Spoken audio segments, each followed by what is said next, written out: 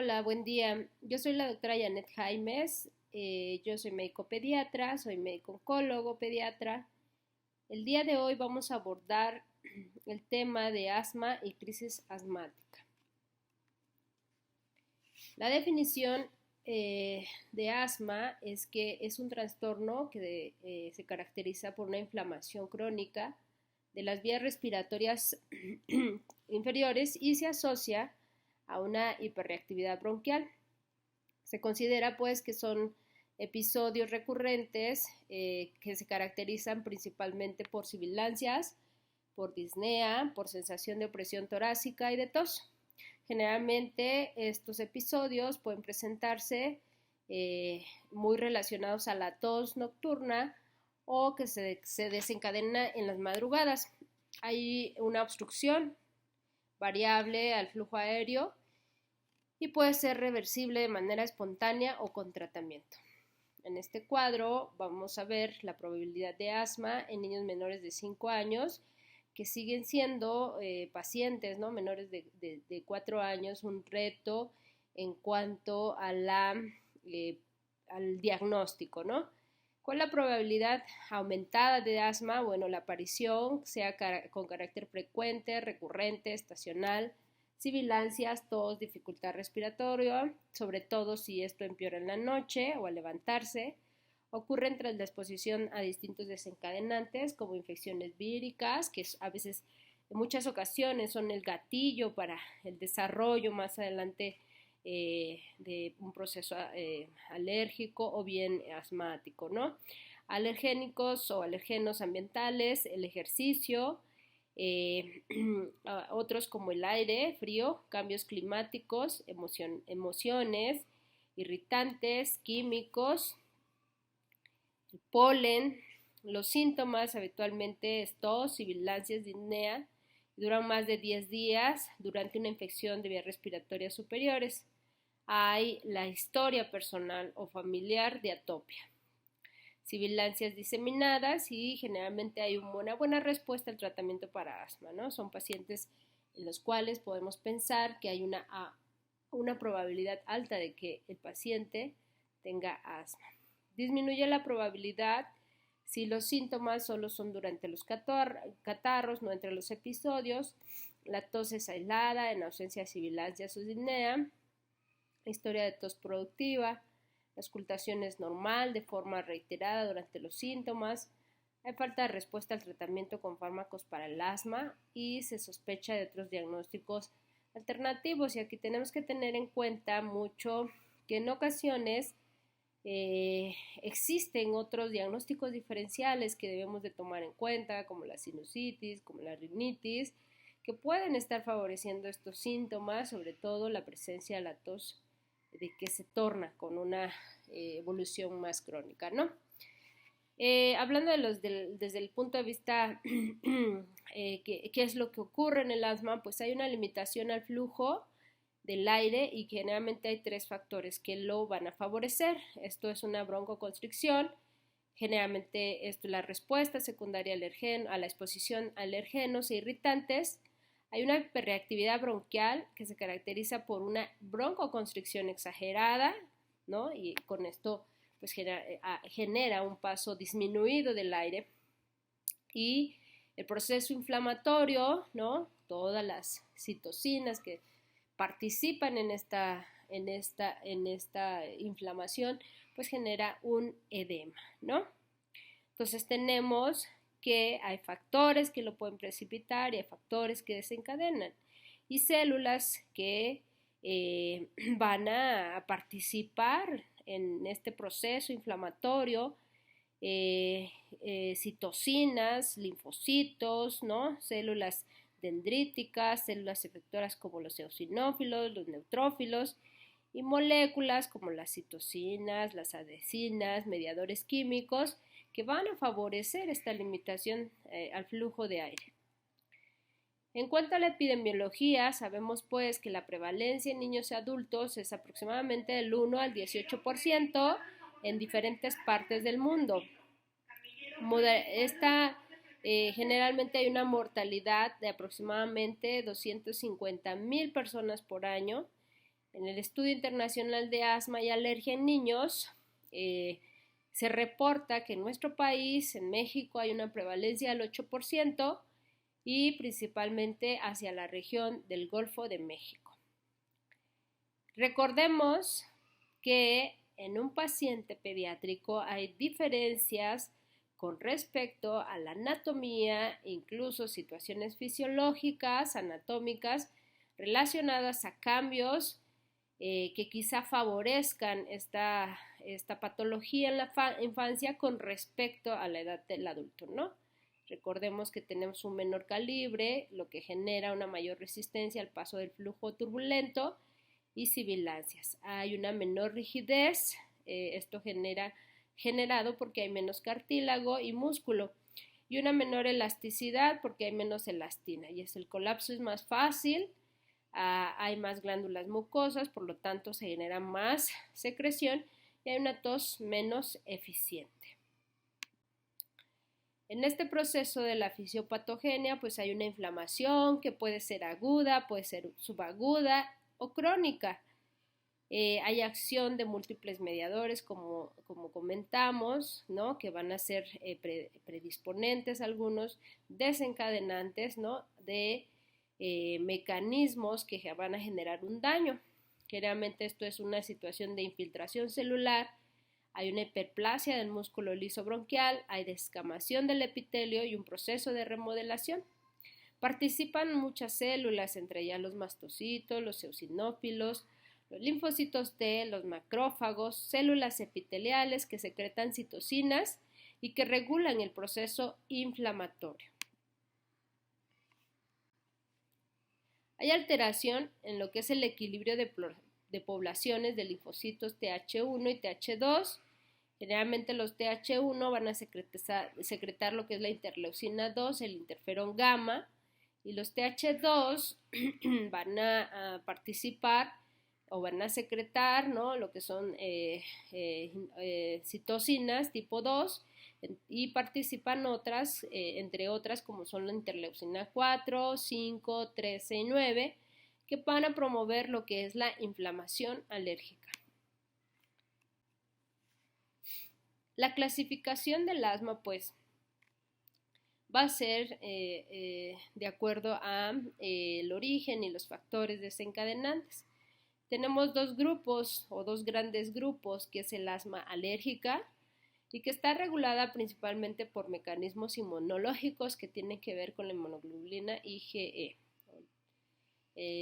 Generalmente este grupo se puede presentar desde la etapa del lactante hasta la edad adulta.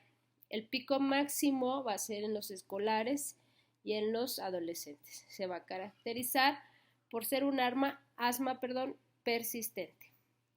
En relación a los agentes alergénicos, pueden ser intradomiciliarios y extradomiciliarios. Como parte de la etiología, sabemos pues que tenemos los intradomiciliarios, como lo son los ácaros, las cucarachas, el polvo casero, los epitelios, excretas de animales domésticos, entre ellos del perro, de gato, de pájaros, de roedores, esporas, hongos y alimentos. Y tenemos los extradomiciliarios, que son pólenes, esporas de hongos principalmente.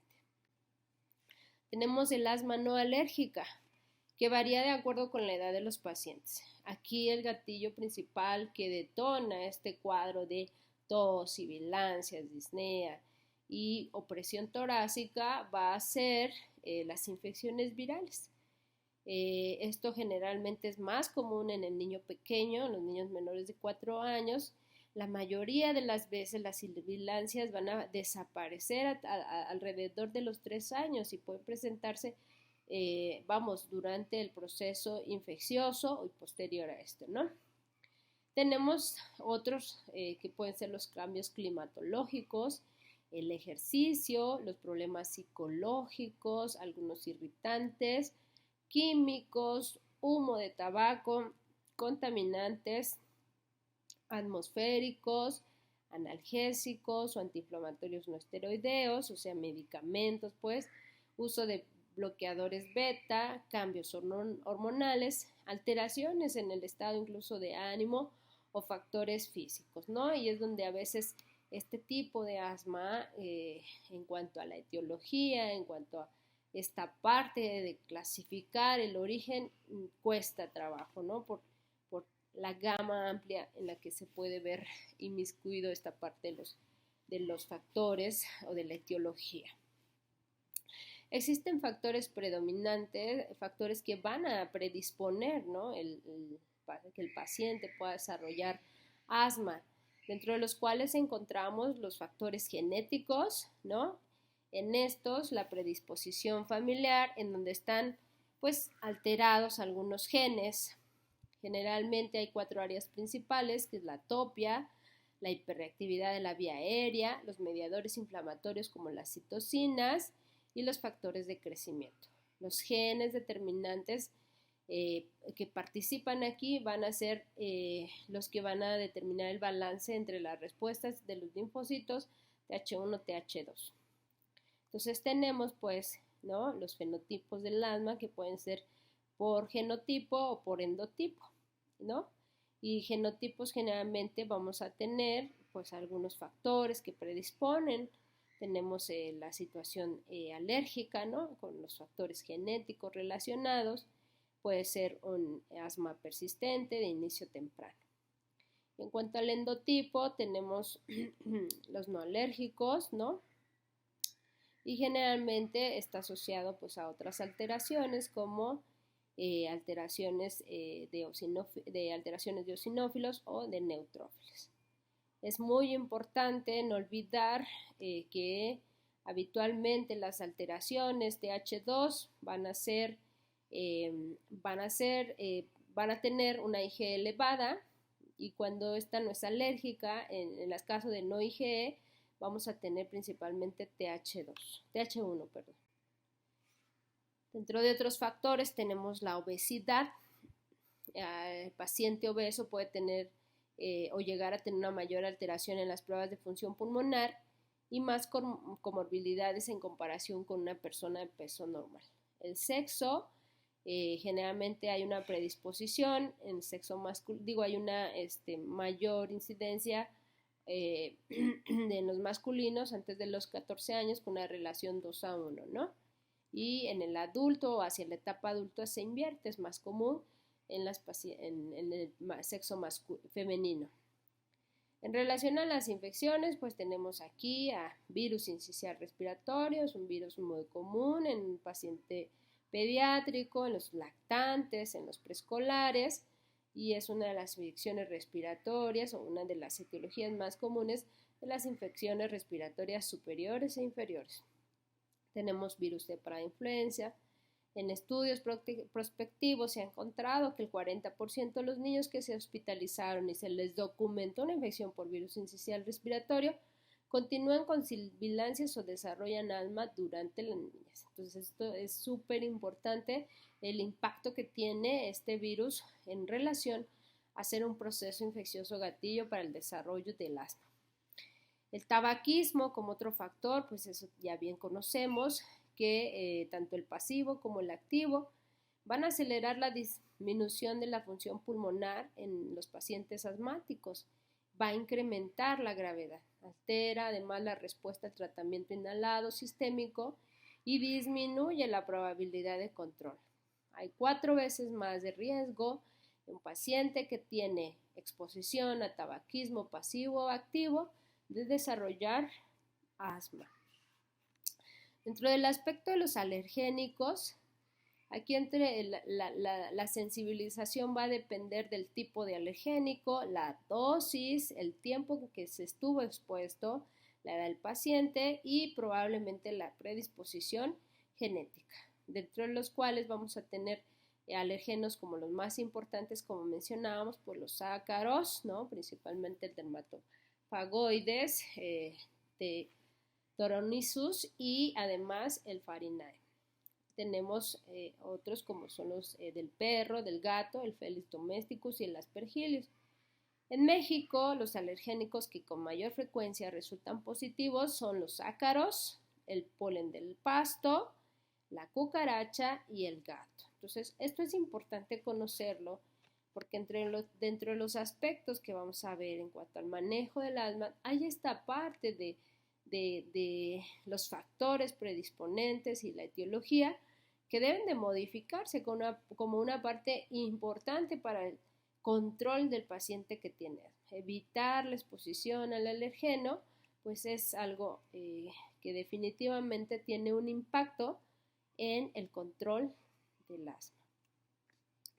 ¿Cuál es el cuadro clínico? Pues el cuadro clínico se va a caracterizar principalmente por presencia de tos en accesos, que pueden ser accesos prolongados incluso, dificultad respiratoria, el paciente tiene esa sensación de que le hace falta el aire, hay presencia de sibilancias, ¿no?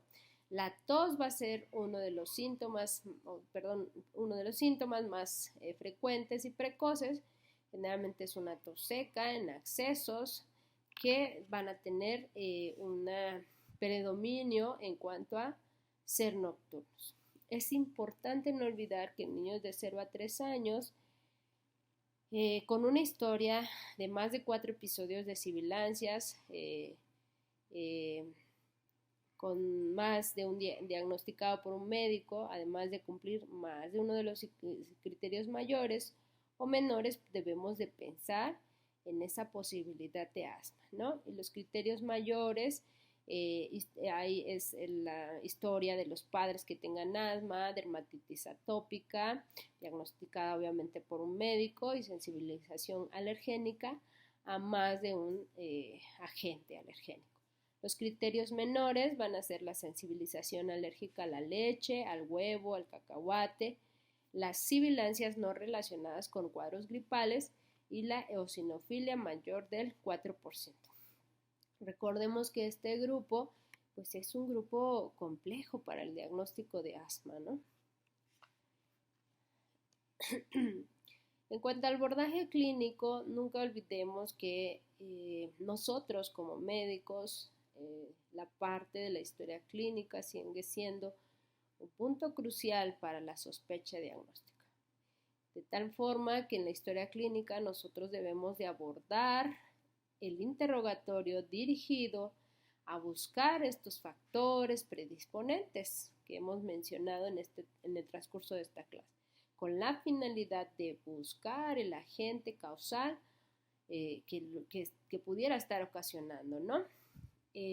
Además de pues, hacer una semiología adecuada del cuadro clínico, que en este caso pues hemos comentado, pues se va a relacionar a la tos, a la sibilancia, a la dificultad respiratoria, a la presión torácica. Dentro de la exploración física, recordemos que no necesariamente siempre vamos a encontrar sibilancias, sobre todo a veces en los cuadros en los cuales puede resolverse de manera espontánea, pero pues sí debemos hacer una exploración física del tórax a profundidad, a detalle, no olvidando la observación en relación a dificultad respiratoria, en relación incluso a alguna alteración anatómica conformacional y bueno, en el caso de la palpación, la auscultación en búsqueda pues de sibilancias principalmente, ¿no? Que clínicamente pueden caracterizarse por ser sibilancias de predominio expiratorio. El diagnóstico básicamente es clínico mediante esta metodología, ¿no? La historia clínica y la exploración física nos va a dar un diagnóstico clínico y generalmente va a estar basado en la presencia de 2 o más de los siguientes síntomas claves. Las sibilancias, la tos, que generalmente es paroxística, seca y de predominio nocturno, la disnea y la presión torácica. ¿Qué encontramos aquí? Pues que va a haber una variabilidad en la intensidad y la frecuencia, que generalmente va a ser predominio nocturno y se va a presentar o puede llegarse a presentar ante la exposición de factores desencadenantes como son en el caso de las enfermedades alérgicas como la rinitis alérgica, la dermatitis atópica y el asma en familiares de primer grado. Es importante pensar también que existe pues el apoyo paraclínico para el diagnóstico, a veces incluso para valorar el control, y esto generalmente se realiza en pacientes mayores de 6 años. Tenemos la espirometría, en donde vamos a medir el volumen expiratorio al final del volumen expiratorio primer segundo, y además la capacidad vital forzada. Cuando esta es menor al 70%, se puede estar pensando en este diagnóstico. Los pacientes que no se les puede realizar una espirometría, se debe considerar la medición de lo que es el flujo expiratorio pico. Se considerará una reversibilidad positiva si el volumen expiratorio en el primer segundo postbroncodilatador se modifica en más del 12%. Y a recordar también que en casos de asma la espirometría puede ser normal. Entonces, sí es importante tener en cuenta las características clínicas que se pueden llegar a presentar. Generalmente lo que son las sibilancias, la falta de aire, la opresión del pecho y la tos, pueden presentarse estos síntomas, uno o más de ellos en los pacientes que son asmáticos, pueden aparecer de manera variable a lo largo de un tiempo, van a variar en la intensidad y generalmente recuerde que son síntomas que pueden empeorar, sobre todo en la noche o al despertar. Algunos pueden ser desencadenados por el ejercicio, la risa, los alergénicos, el aire frío, ¿no? Y algunos síntomas pueden aparecer o empeorar con las infecciones virales, ¿no? En cuanto a al flujo expiratorio, ¿no? Se documenta si está por debajo del límite, lo que es la relación o el cociente del flujo expiratorio en el primer segundo y el flujo vital forzado o la capacidad vital forzada están por debajo del límite normal.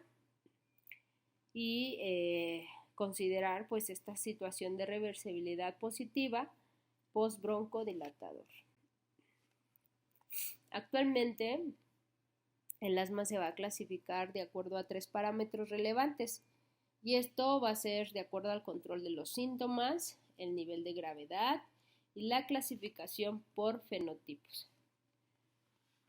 Los principales componentes que debemos de identificar en el aspecto clínico y evaluar antes de iniciar un tratamiento es la gravedad relacionada a la intensidad intrínseca del proceso de un paciente que no está recibiendo terapia de control con la finalidad de guiar las decisiones clínicas. Y además el control, que es el grado en el que las manifestaciones clínicas se minimizan, es decir, disminuyen por intervenciones terapéuticas una vez que se ha iniciado el tratamiento. Tenemos el papel de los niveles de atención, y entonces el diagnóstico de sospecha pues tiene que entrar desde primer nivel hasta tercer nivel. Obviamente incluso son los capacitados para hacer el diagnóstico clínico y o incluso descartar esta posibilidad de asma o diagnóstico de asma. Y ya pasará a los siguientes niveles en donde darán un diagnóstico a través de valoraciones de espirometría u otros estudios, si en caso que se requiera, ¿no? El control de los síntomas son 3 niveles. Principalmente debemos decir que se ha controlado porque está bien controlada, está parcialmente controlada o no está controlada. Y esto va en relación a la evolución de la enfermedad en las últimas 4 semanas.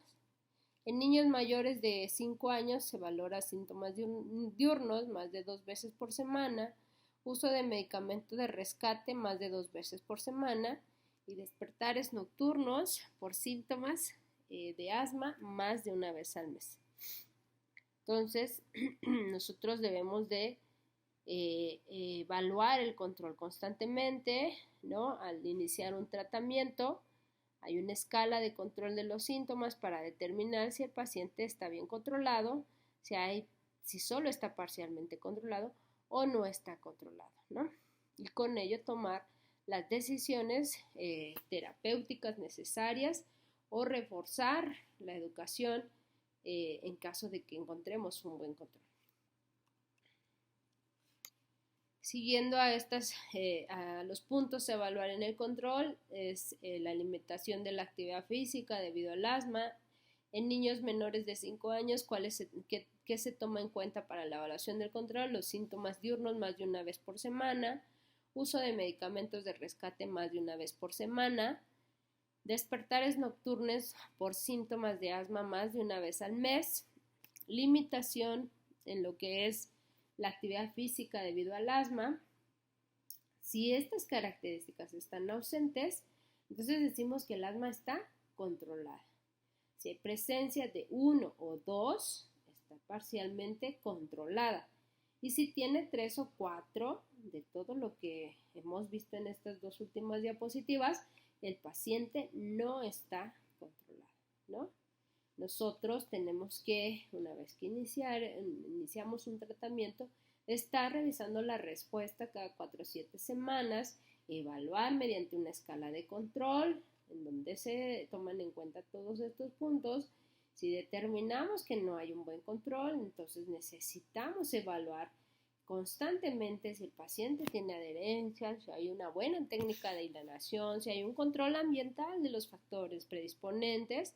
Vamos a identificar además respuestas individuales en cada paciente para continuar o suspender el tratamiento, ¿no?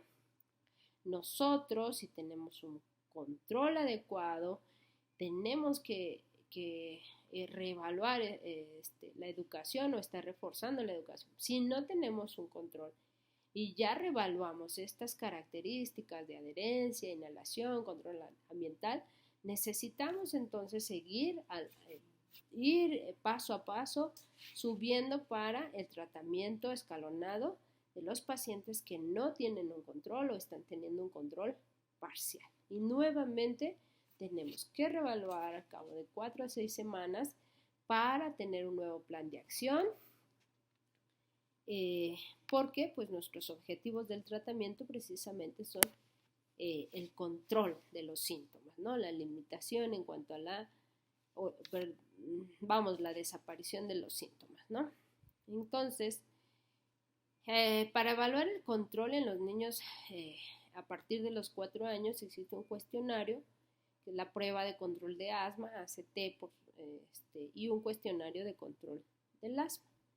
Y entonces nosotros, en cuanto a los niveles de control, pues podemos encontrar un paciente que esté controlado, un paciente que está parcialmente controlado, un paciente que está descontrolado. El paciente que está descontrolado llega a tener las exacerbaciones que conocemos como crisis asmáticas y que pueden ser leves, pueden ser moderadas o graves, ¿no? Y poner en peligro la vida. Este es el cuestionario que evalúa el control de los síntomas y el riesgo a futuro. Entonces nos va a evaluar estos dos aspectos principalmente. Entonces, ¿qué preguntamos? En las últimas 4 semanas el paciente ha tenido síntomas diurnos y vamos contestando sí o no. Algún despertar nocturno, necesidad de utilizar rescate con algún inhalador o un broncodilatador de acción corta.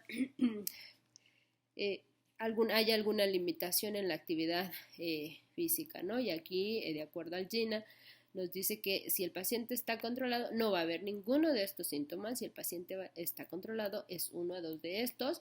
Y si el paciente no está controlado, va a haber de 3 a 4 de estos, ¿no? Y tenemos que evaluar siempre los factores de riesgo al momento del diagnóstico de forma periódica. El GINA nos recomienda uno, al menos cada 1 o 2 años, ¿no? Para los pacientes que van a tener exacerbaciones. Tenemos que medir el volumen expiratorio al inicio del tratamiento, ¿no? Y posteriormente vamos a reevaluar para registrar el control. Y entonces, pues el cuestionario se utiliza precisamente para estar evaluando el control de los síntomas. ¿Cómo investigar que hay un asma no controlada en primer nivel de atención? Pues vamos a observar al paciente mientras utiliza su inhalador, ¿no? Vamos a hablar acerca de la adherencia que ha tenido en cuanto al uso del mismo, en cuanto al manejo del control ambiental, ¿no? Los obstáculos que se presenten para su uso. Es importante que nosotros tengamos esta situación de reevaluación constante para corregir errores, ¿no?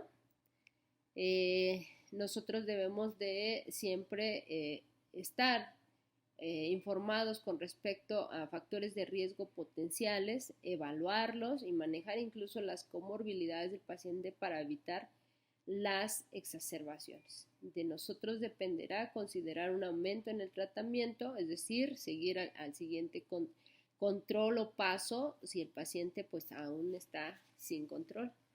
Y definitivamente si nosotros pasamos, el paciente está mal controlado, ¿no? Y además no hay una adherencia, no hay y hay exacerbaciones graves, ¿no? O alguna situación de riesgo, pues un paciente que debe de manejarse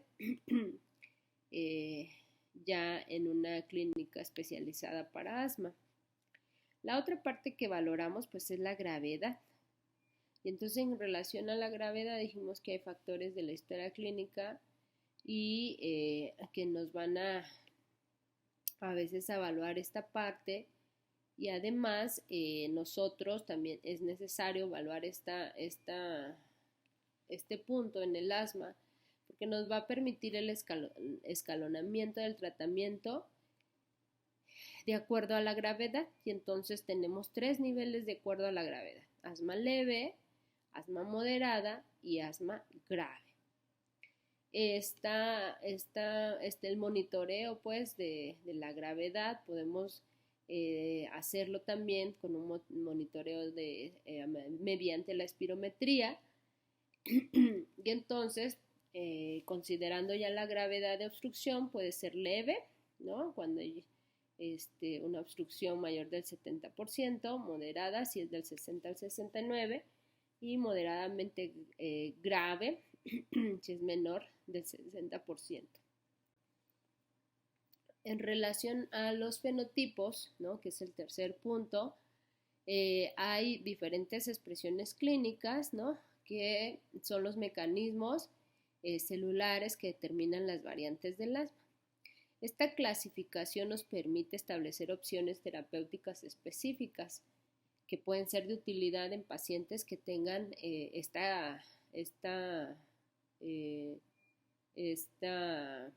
ya el fenotipo previamente, diagnosticado o identificado, ¿no? Y entonces, pues puede ser de utilidad porque nosotros podemos tener alguna terapéutica ya específica, por ejemplo, la inmunoterapia con alergenos, ¿no? En pacientes con asma alérgica o, por ejemplo, en pacientes que tengan asma por obesidad, la reducción o el manejo de la obesidad para pues, el control del asma y el manejo en cuanto a los riesgos.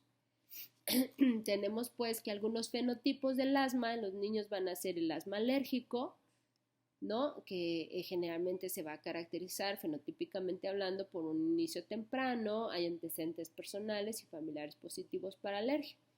El asma no alergénico, por ejemplo, donde hay eosinofilia, neutrofilia, respuesta irregular a los esteroides inhalados, el asma con limitación al flujo de aire sin reversibilidad, el asma con fenotipo de obesidad, ¿no? Como factor predisponente. Y bueno, la parte importante de todo esto, pues conozcamos y evaluemos estos 3 aspectos en relación al control, a la gravedad de los fenotipos, pues es parte de lo que tenemos que conocer para evaluar un tratamiento, individualizar un tratamiento. ¿Cuáles son las metas del tratamiento de asma? Bueno, van a ser aliviar y controlar los síntomas, reducir el riesgo futuro, es decir, prevenir hospitalizaciones, exacerbaciones, es decir, las crisis asmáticas, las visitas frecuentes al área de urgencias y la muerte. reducir la pérdida de la función pulmonar a largo plazo. Tomando en cuenta que cada paciente hay que dar un tratamiento individualizado que va a incluir estrategias no farmacológicas, entre las cuales vamos a encontrar principalmente la educación, evitar la exposición al alergeno si está ya identificado, evitar la exposición al humo del tabaco, irritantes ambientales, la contaminación, el control de peso, ¿no? El tratamiento farmacológico va a incluir medicamentos de rescate, de mantenimiento y adicionales para pacientes que tengan asma grave utilizados de manera escalonada o por pasos.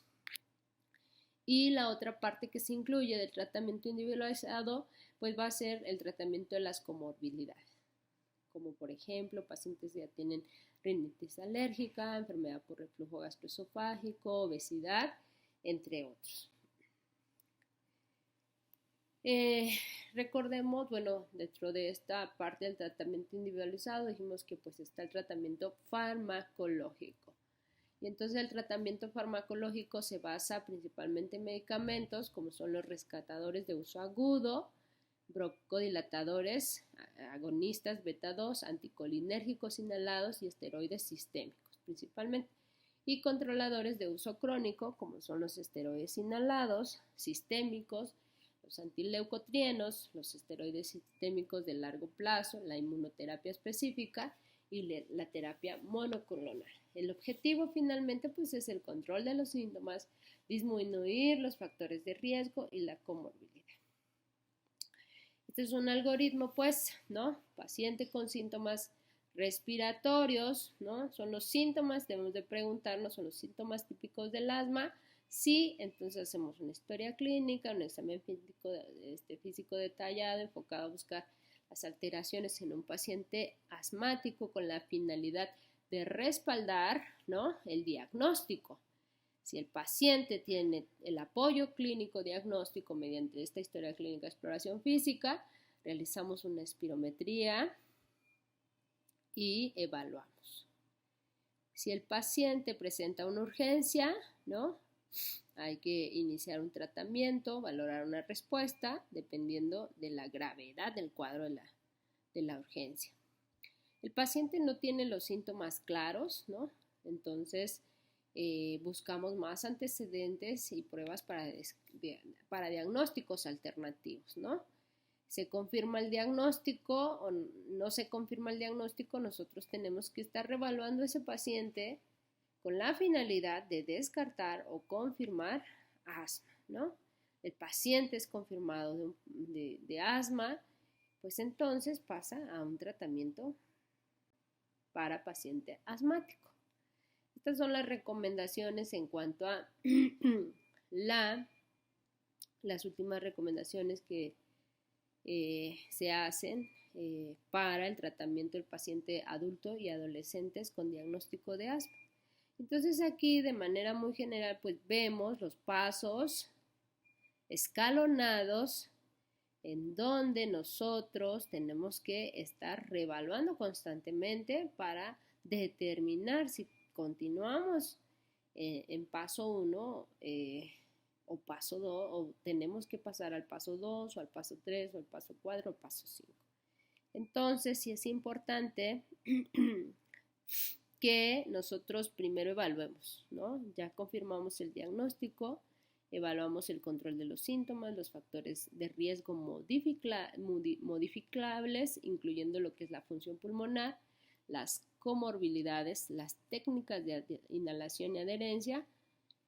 Y entonces nosotros iniciamos, ¿no?, un controlador, un medicamento controlador de rescate preferido, dependiendo de los síntomas, ¿no? Por ejemplo, síntomas menos de 4 a 5 días, vamos a utilizar un esteroide con un broncodilatador de acción larga a dosis baja y estamos reevaluando constantemente para pasar a los siguientes pasos, ¿no? Si nosotros al momento de que se evalúa la parte inicial del paciente tiene síntomas, la mayoría de los días, ¿no?, o al despertarse una vez a la semana o más, Iniciamos con esteroides inhalados más un broncodilatador de acción prolongada de mantenimiento a dosis baja.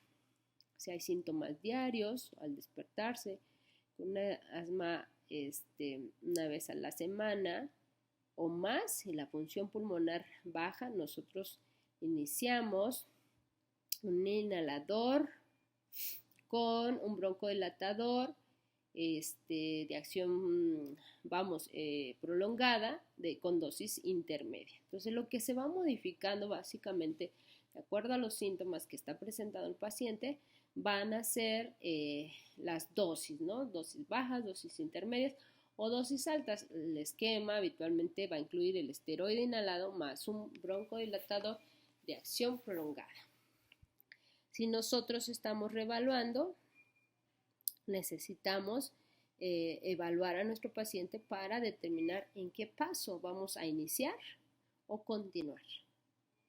Para los pacientes de 6 a 11 años con diagnóstico de asma, exactamente lo mismo. Vamos a evaluar, primero confirmar el diagnóstico, evaluar el control de los síntomas, los factores de riesgo modificables, incluyendo la función pulmonar, la comorbilidad, la técnica de inhalación y adherencia. Y vamos a comenzar, ¿no? Dependiendo de los síntomas. Síntomas menos de 2 veces al mes. Entonces, un paciente que podemos empezar con un esteroide inhalado a dosis bajas, siempre que tenga un broncodilatador a dosis de corta acción, ¿no? Si los síntomas son 2 veces al mes o más, pero menos de una vez al día, tenemos que dar una dosis diaria de esteroide inhalado a dosis baja. Si el paciente presenta síntomas la mayoría de los días al despertarse con un asma una vez a la semana o más, iniciamos un inhalador más broncodilatador, un esteroide inhalado más broncodilatador de acción prolongada dosis baja o un esteroide inhalado a dosis intermedia o un esteroide inhalado más un broncodilatador de mantenimiento y de rescate a dosis muy bajas. Si el paciente tiene síntomas la mayoría de los días o al despertarse con asma una vez a la semana o más y la función pulmonar es baja, entonces nuestras opciones van a ser un inhalador de un esteroide inhalado, más un broncodilatador a dosis de acción prolongada a dosis intermedia, o bien una terapia de mantenimiento y rescate con esteroide inhalado más formoterol a dosis bajas, y sería necesario en este punto pues reevaluar constantemente, incluso considerar la evaluación por un especialista.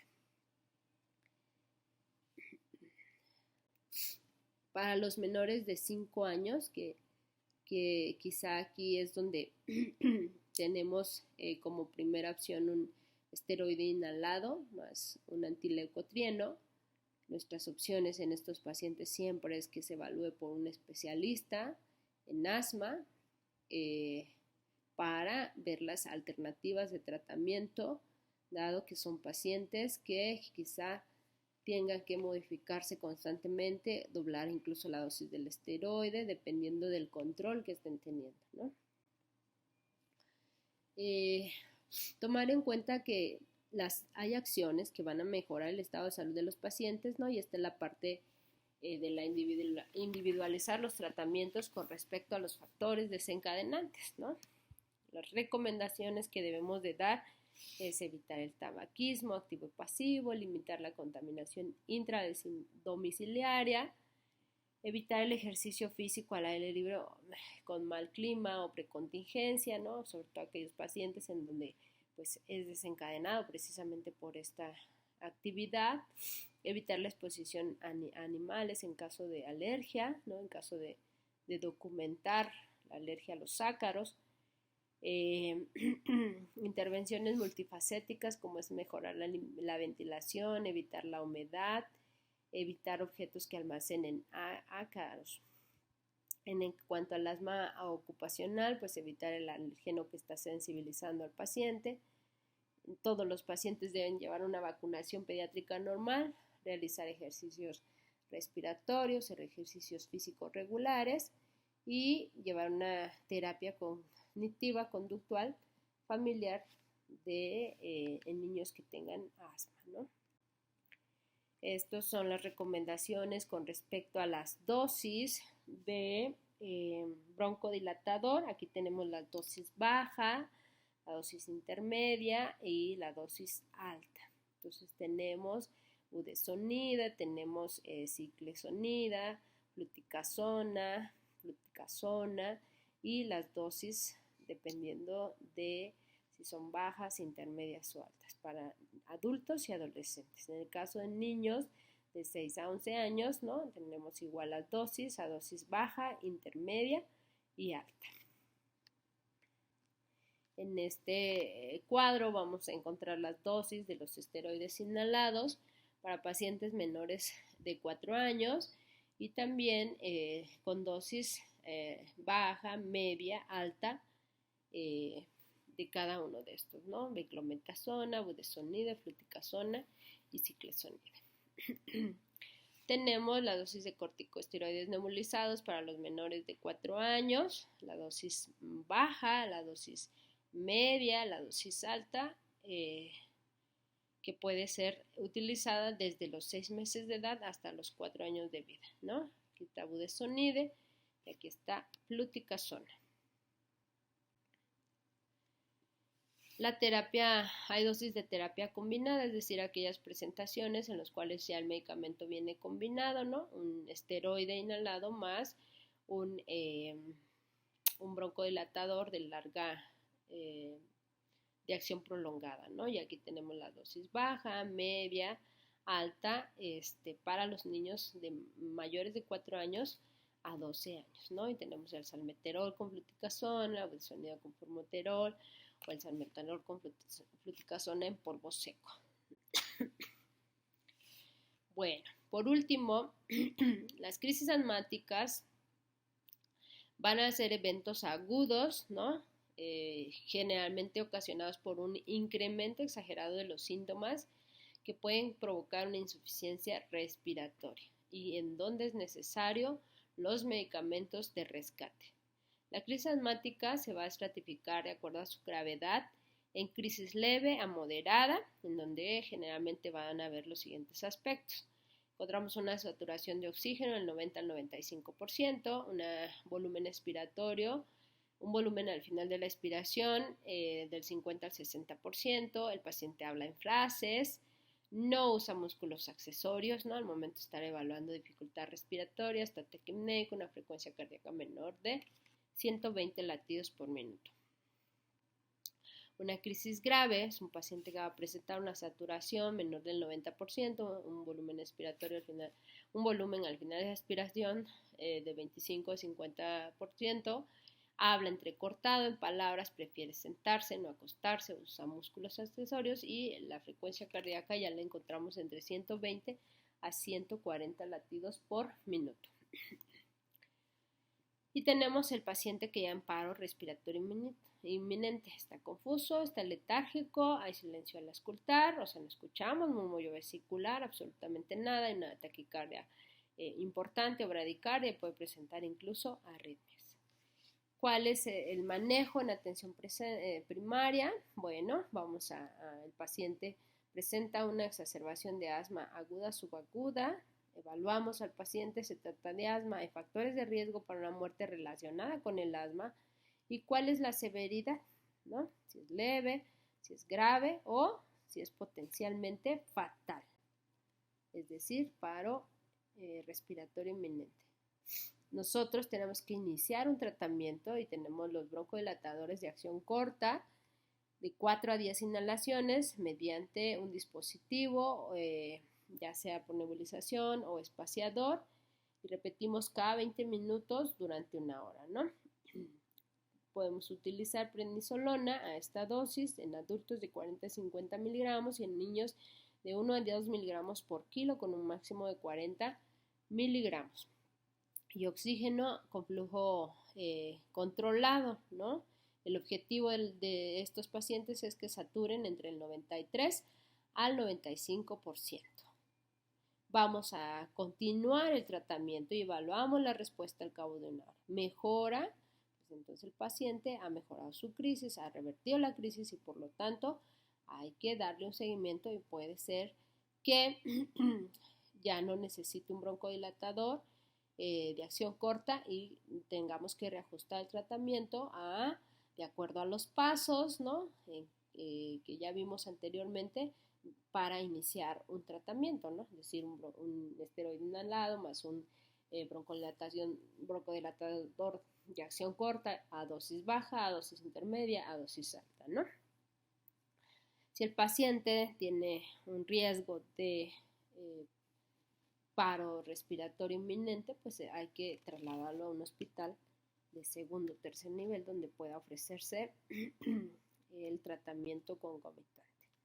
Tenemos que dar un seguimiento, revisamos síntomas y signos para saber si está resolviendo la exacerbación o continuar con los medicamentos.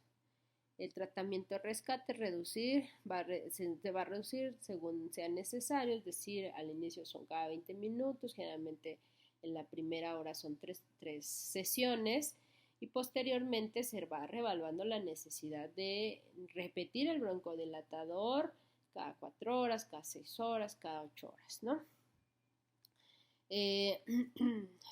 Tenemos que además adecuar un tratamiento controlador que puede ser que continuemos con dosis altas a corto plazo, es decir, 1 o 2 semanas, es decir, iniciamos en un paso 4 aproximadamente, o a lo largo un plazo mayor, ¿no? Un tiempo mayor, como sean 3 meses.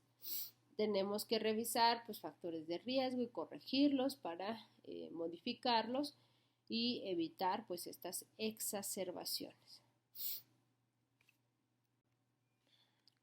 Cuando referimos a un paciente es bien importante historia de exacerbación severa, signos y síntomas atípicos o si existe alguna duda al diagnóstico, asma complicada con otras patologías como es el reflujo, como la rinosinusitis, cuando se requiere educación adicional, como es evitar los alergénicos, la falta de adherencia al tratamiento y el entrenamiento para el uso de dispositivos para la inhalación. En el asma no controlado, aún con tratamiento escalonado sugerido, ¿no? Si nosotros ya escalonamos tratamiento porque vimos que el paciente no se controló, ¿no? Y pasamos de paso 2, paso 3, paso 4, estamos en ese plan de no controlarse, tenemos que referirlos. Quienes han recibido más de 2 cursos de esteroide oral en un año, los pacientes con riesgo de asma fatal y las exacerbaciones que requieren hospitalización. Y pues con esto terminamos lo que es asma, que es muy importante en primer nivel de atención por realizar la sospecha clínica, hacer la clasificación y evaluar, ¿no?, la referencia oportuna para realizar en este caso la espirometría en los casos que aplica por edad y pueda hacerse una reevaluación pues más guiada en cuanto al control de los pacientes que presentan, ¿no? Si tenemos dudas a veces con el diagnóstico porque no tiene los criterios diagnósticos, hay estas situaciones de difícil diagnóstico o de un diagnóstico quizá no tan claro como son los pacientes menores de 5 años, pues evidentemente son pacientes que debemos de referir oportunamente para que se inicie un abordaje más concreto, quizá también en cuanto a la evolución, ¿no?, de la expertise clínica de un especialista para dar un tratamiento oportuno y evitar pues, el riesgo de exacerbaciones, incluso de la muerte. Esto es todo con el tema. Muchas gracias por su atención.